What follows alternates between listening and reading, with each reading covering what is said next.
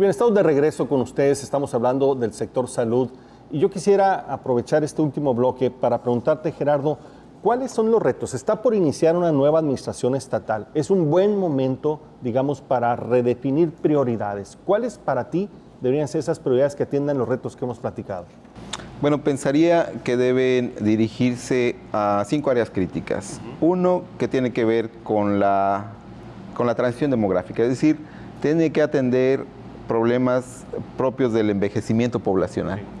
Y eso implica una serie de padecimientos muy propios de ese grupo poblacional que cada vez vamos para allá. Ni tenemos recursos humanos, ni tenemos hospitales que los atiendan, ¿no? Fíjate, no tenemos un hospital geriátrico, no tenemos geriatras suficientes en esta área, por ejemplo. Segundo, tendríamos que atender un perfil epidemiológico que se llama polarizado. Y esto es un fenómeno que nos dice que se han traslapado, que simultáneamente tenemos problemas de enfermedades infecciosas propias o asociadas a rezago social, ¿no? Y otro grupo de enfermedades del desarrollo, las enfermedades crónicas no transmisibles, específicamente obesidad, diabetes, enfermedades cardiovasculares. Entonces es un reto bien enorme, porque tenemos enfermedades que son el pan de cada día en Sonora y que están asociadas a rezago social. ¿Cuáles? Voy a mencionar 3. Tuberculosis, dengue, riqueciosis. 3 enfermedades que estamos con una tendencia creciente, que no existe evidencia documental que diga que va a disminuir el problema si no se hacen reformas y cambios en los enfoques de tratamiento. Las enfermedades crónicas no transmisibles, yo prefiero que los doctores complementen este punto, pero es otro asunto. Y luego, otro asunto, disminuir las conductas de riesgo. ¿Cuáles? Tabaquismo, sedentarismo, adicciones, violencia, por ejemplo, y por supuesto el sobrepeso y la obesidad, pensando que es un factor de riesgo para otros múltiples padecimientos. Y esto va más allá del sector salud. Sí, no, por supuesto, todos, ahí, ¿no? Desde la familia. Eso, ¿no? Es un concepto teórico que tendríamos que empezar todos a modificar. La salud no es responsabilidad exclusiva de las instituciones de salud, sino es multisectorial, ¿no? Otro gran tema es que tenemos que disminuir abatir la mortalidad por enfermedades evitables, específicamente la mortalidad infantil, la neonatal. Es decir, necesitamos darle la oportunidad a los recién nacidos de tener más oportunidades de sobrevivir. Y eso se puede hacer de forma relativamente simple, mejorando la atención neonatal, ¿no? Mejorando el control prenatal. Y segundo, la muerte materna, ¿no? Esos son enfermedades evitables, de hecho son los 2 indicadores epidemiológicos más duros que nos hablan de si tenemos un sistema de salud exitoso o no.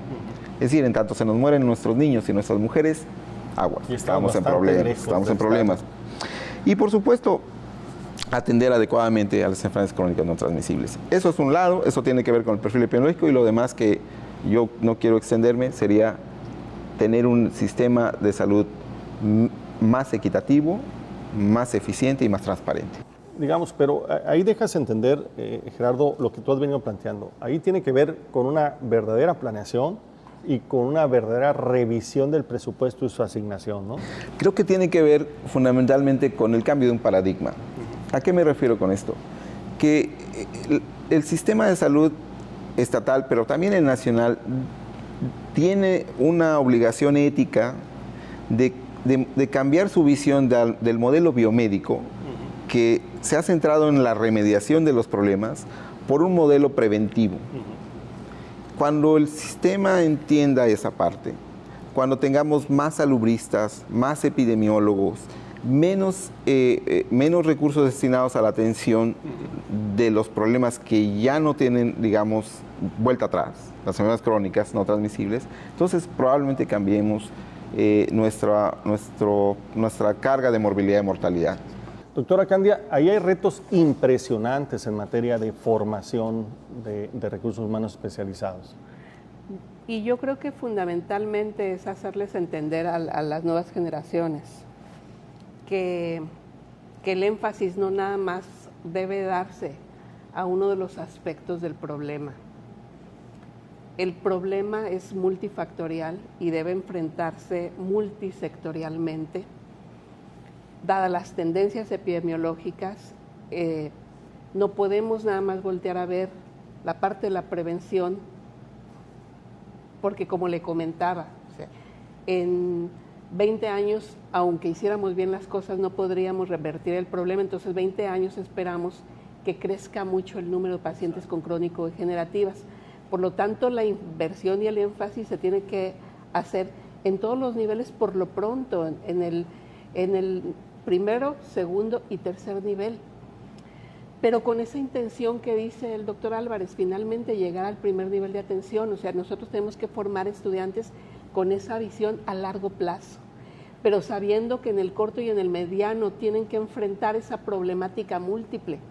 Tienen que estar bien comprometidos con el desarrollo de programas de primer nivel de atención, pero también estar preparados para atender a un sector muy amplio de la población que va a morir indudablemente por complicaciones de la diabetes. Indudablemente porque la tendencia es esa, pues de hecho las mismas proyecciones de CONAPO dicen precisamente que en el 2030 la tasa de mortalidad por crónico-degenerativas va a ser de 20.3 por cada 1000 y ahorita está en 14.3. Entonces la mortalidad por crónico-degenerativas va a aumentar dentro de 5 años ya, ¿sí? Ellos tienen que estar preparados entonces para todo. Estamos hablando de un perfil muy complejo y otra vez volvemos, para poder formar esos alumnos tendremos que hacer dos cosas. Uno, tenemos que invertir en general en la universidad, pero en particular en estas escuelas que requieren urgentemente esta formación. Pero adicional de eso, lo que ustedes habían dicho, tenemos que abrir plazas para por esa gente que estamos formando, no se nos vayan a otros estados, a otras ciudades, tienen que ser aquí. ¿No? Exactamente. Doctor Wong, ¿cómo ves? ¿Cómo son los retos en materia de investigación? Bueno, investigación es una de ellas, ¿no? Pero bueno, en investigación yo podría decir, necesitamos primero tener el tema de la salud como prioritaria en las unidades que hacen investigación, en las universidades, en los centros, y por supuesto que los gobiernos también destinen un presupuesto mayor para esto, incentivando tanto en los hospitales como las alianzas con los centros que hacen investigación. Yo, aparte de eso, diría, en general, coincido en la necesidad de una reinvención del sistema de salud, no solo en la parte de cómo administrarlo, sino cómo se concibe un sistema de salud. Ahorita se hablaba de la prevención, se tiene que trabajar en el balance de esta cobertura y calidad, ¿no? Tendiendo a la equidad social y territorial, tener políticas públicas adecuadas y también se requiere tener esquemas de participación de los actores, porque esto es gubernamental, pero también es del sector privado, es de la academia y es de la sociedad civil. Y por lo tanto esa política pública tiene que ser transversal y multidimensional, ¿no? Porque no solo es cuestión de medicina, sino es cultural, es de espacios recreativos para el ejercicio, para el deporte, toda esa condición. Entonces, me parece que esa parte se tiene que trabajar y lo que viene es cuál va a ser la calidad de vida de la tercera edad, de la gente en el retiro, porque está muy ligada a esas condiciones de salud y cómo se va a solventar. Y yo te diría algo, doctor, que hemos platicado en varias ocasiones. Necesitamos rescatar el Consejo Estatal de Ciencia y Tecnología y darle prioridad. Tiene que tener peso en las prioridades del Estado y un presupuesto suficiente y una mejor capacidad de gestoría de recursos federales. Está perdido, ¿no? Ahí como una dependencia más, ¿no? Es una vergüenza esa cantidad para un Estado que presume que quiere aspirar a ser competitivo. Si no resolvemos el tema de inversión suficiente en ciencia y tecnología, no lo vamos a lograr. No hay forma, no hay magia en ello, ¿no? Entonces también ahí tenemos un reto muy interesante y dentro de esas prioridades de ciencia y tecnología, pues salud tiene que estar uno de las más elevadas, ¿no? Estamos viendo pues que desafortunadamente tenemos un sector salud en colapso, hay que decirlo, en grave crisis, que amerita una reingeniería o una reinvención de fondo. Y es un buen momento, con el cambio de autoridades estatales, de ponernos que no permite que se siga desperdiciando las capacidades que se van creando. Inclusive debe haber una mayor sinergia entre lo público y lo privado, pero también un reaprovechamiento de los recursos humanos que estamos creando, una repensar en los modelos administrativos, en el modelo mismo de organización del sector salud, si queremos dar, porque al final del día, quien está padeciendo, desafortunadamente, la gente de mayor pobreza, la gente más marginada, la gente que necesita del apoyo y que solamente depende. Es el 10% de la gente que tiene el recurso para poder acudir a la medicina privada, pues como quiera. Pero estamos hablando de capacidades productivas, estamos hablando de seres humanos, de familias enteras que están cuestionando. Y principalmente a mí me queda muy marcado, Gerardo, lo que dijiste es, no tenemos capacidad para garantizar una buena salud a la gente más vulnerable, al grupo más vulnerable, que son los niños y las mujeres. Eso es increíble, ¿no? Eso sí contrasta con toda la parafernalia de la publicidad pública. Pero bueno, yo creo que se puede hacer. Yo quiero agradecer a la doctora Candia por su intervención, por su participación. Muchas gracias, doctora. Gracias, y felicidades por el esfuerzo que están haciendo ahí en la Escuela de Medicina de la Universidad de Sonora.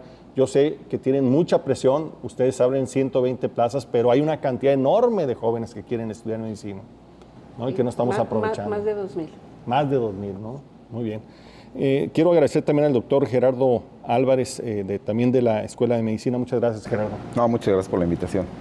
Espero que hayamos podido contribuir con algo. Pues espero que el panorama no sea demasiado tétrico. Nos aterrizaron, nos quedamos muy preocupados, pero de eso se trata, de partir de una realidad. Yo creo que lo que hace un momento decía el doctor Wong, creo que con este cambio de administración también debe haber, me parece es una oportunidad para repensar, para replantear objetivos. Creo que en una de las preguntas que nos ponías ahí, ¿y cuál es el perfil de un secretario de salud? Yo diría 2 características me parece que debe tener. Una, debe ser un líder que concilie, que integre a los múltiples actores que intervienen en la salud pública. Eso me parece que así es fundamental. Y el otro es que debe tener una capacidad de gestoría impresionante. Exacto. Esos dos atributos me parece que son Me parece ineludibles. que la oficina se lo vamos a poner en el Distrito Federal, ¿no? Bueno, no sé, para que esté allá. Porque sí. Desafortunadamente somos muy dependientes de los recursos federales. Al doctor Pablo Wong, muchas gracias. Y además, pues como siempre hemos aquí dicho, somos orgullosos de tener una institución del nivel que tiene el CEAD, no solamente reconocido a nivel nacional, sino a nivel internacional, y tal vez uno de los centros que más se ha preocupado en este tema de la salud relacionada con la alimentación de la gente con menores recursos, y eso es muy importante. Muchas gracias por tu generosidad y siempre contentos y agradecidos de estar aquí en este gran programa. Pues esperemos que este programa les sirva a ustedes para entender este reto tan grande que tenemos en materia de salud. Sí, está complejo, pero creo que también hay elementos para poderlo afrontar con suficiente éxito. Yo soy Marco Paz, le doy las gracias por acompañarnos y esperemos en el próximo programa.